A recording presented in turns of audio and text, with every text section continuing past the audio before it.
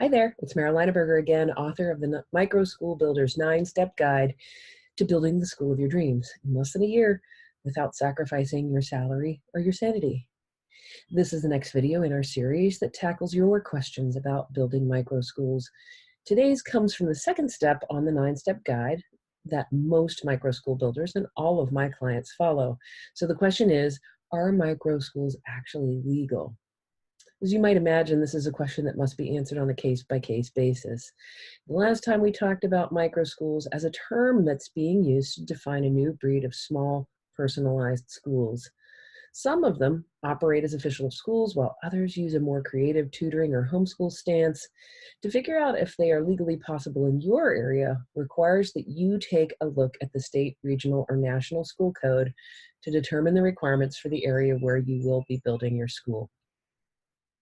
But most micro schools do operate in one of three ways, either as an approved private school, as a tutoring center, or as a more full-blown homeschooling cooperative. To find out what stance you might want to take, I suggest that you do these three things. One, do an online search for your State Department of Education's website, and then locate the legal school code requirements. If you live outside the United States, those might be found on a provincial or government website. Step two, look for the regulations regarding who can provide education to children, how that education takes place, and whether or not the educators must be trained and certified teachers. And then step three, look at the regulations regarding private tutoring and homeschooling. Once you've figured out what the law says that you can and cannot do, you'll also want to research any applications that you might need to submit in order to operate in one of those three stances.